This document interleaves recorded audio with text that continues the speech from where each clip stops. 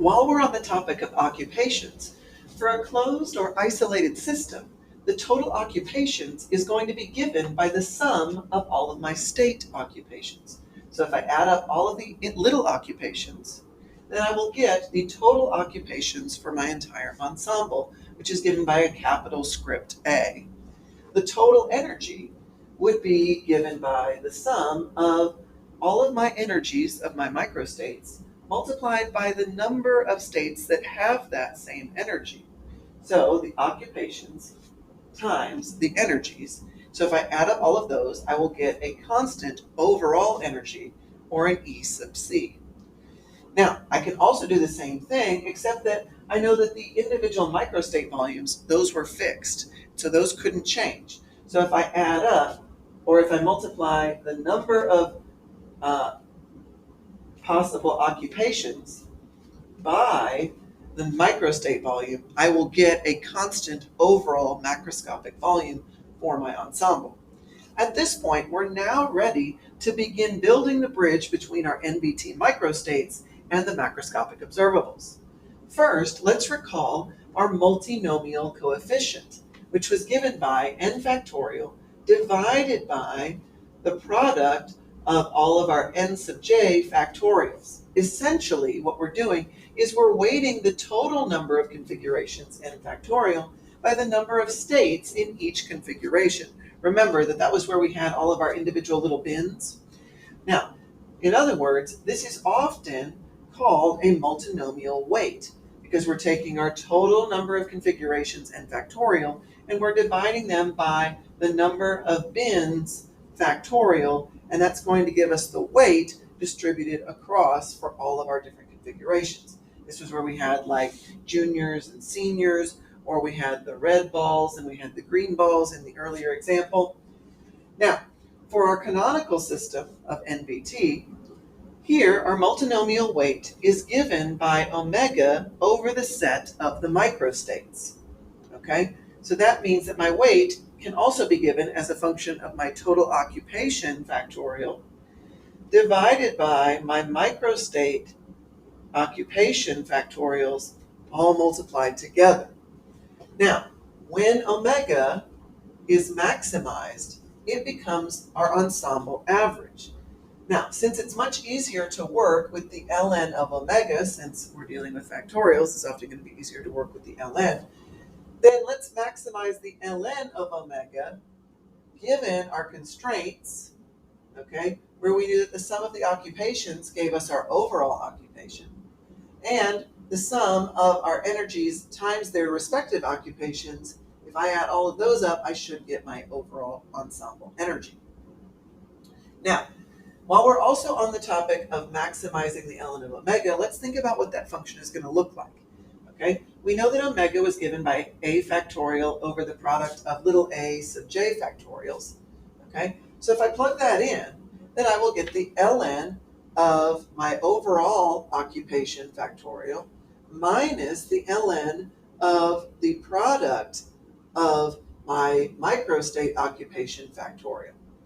All right, now the ln of a product is equal to the sum of the ln's.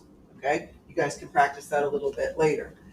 Now, if I use Stirling's approximation on this first term, the ln of a factorial, I know that I will have a times the ln of a minus a, okay, and I'm dropping the 1 because I'm using Stirling's approximation. And then that second term would become the sum of a, little a, times the ln of little a minus little a, all right? Where again, we've used Stirling's approximation. Now, what that means is the ln of omega is equal to a times the ln of a minus the sum of little a ln of little a, but I also know that the sum of little a is equal to big A, so if I have the negative of the sum, okay, then that's going to be plus the sum of little a, or just plus capital A. Now, that means that I'm subtracting a and adding a, so those two terms will drop, and I will get that the ln of omega is equal to A times the ln of A minus the sum of the ln of A sub I times the ln of A sub I.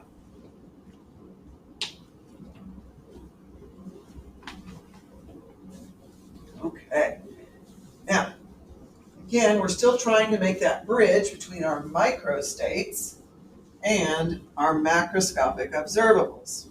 So again, we're trying to maximize that wake function, okay, given these two constraints. So that means that we will probably want to use the method of Lagrange multipliers, since that will allow us to maximize our function given a set of constraints.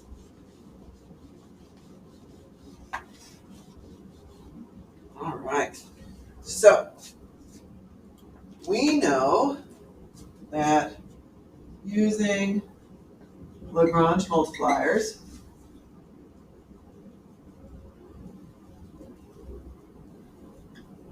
all right, that we will have the first derivative with respect to A sub j of the ln of omega, because that was our function, because we want to maximize our function, minus, and in the method of Lagrange multiplier video from before, we had a little lambda.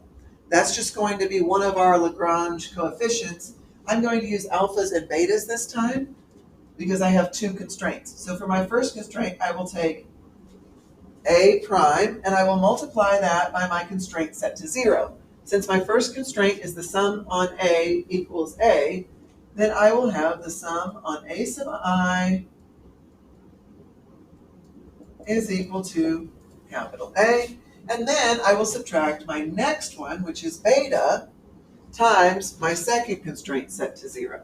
So I'm going to multiply that by the sum on A sub I, E sub I, minus my E sub C. Okay? Now again, I am taking the derivative of that, and I'm going to set that equal to 0. So this is equal to taking the derivative of my ln of omega, but I'm first going to evaluate my ln of omega in terms of my a's.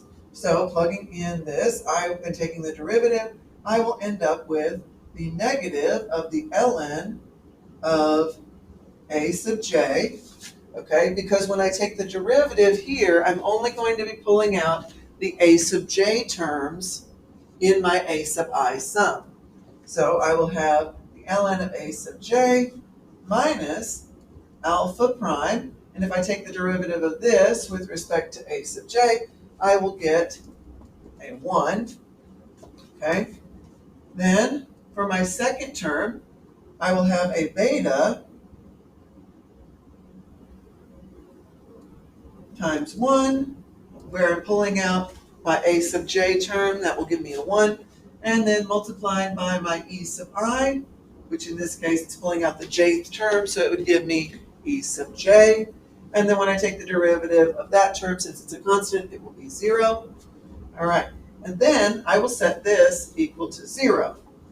Now, that means that I have A sub j is equal to the exponential of negative alpha times the exponential of negative beta E sub j, okay?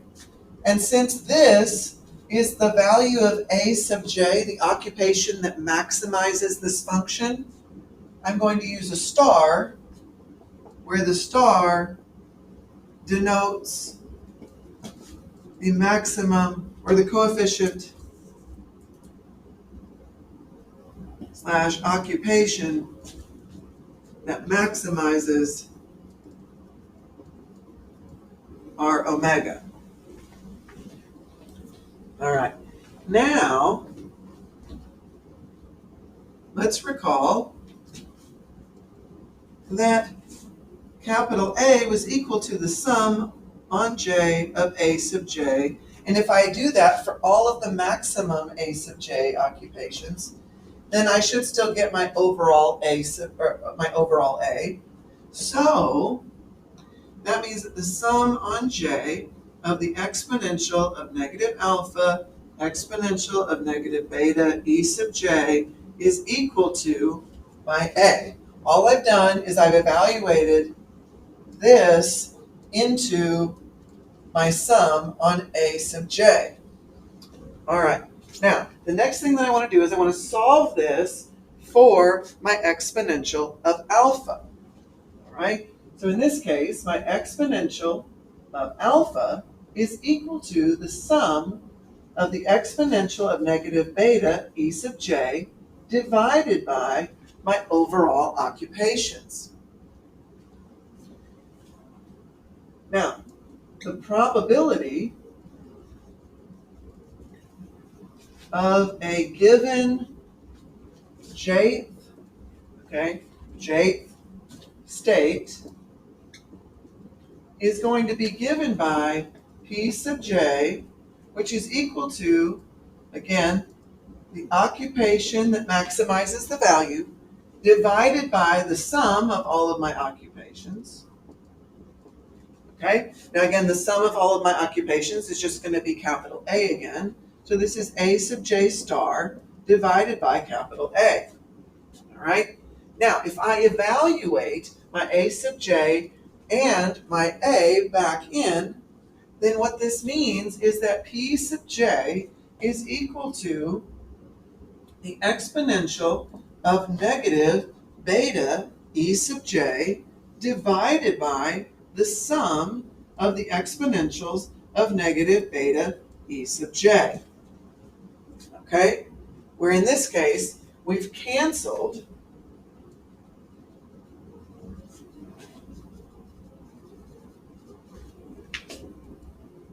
the exponential of negative alpha. Okay, so that allowed us to get rid of one of our unknown variables. Okay, all right. Now, again, we're still trying to figure out our function that maximizes the omega. Okay, because again, if we do that, then we can get the overall average that comes about from all of our microstates, and the average of all of our microstates will give us the macroscopic property. All right, so again, now we've got our probability. Now, before we continue, I want to point out something in particular. The denominator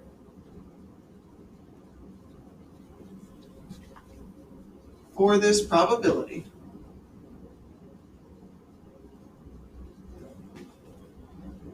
has a special name, and it is called the canonical partition function Q.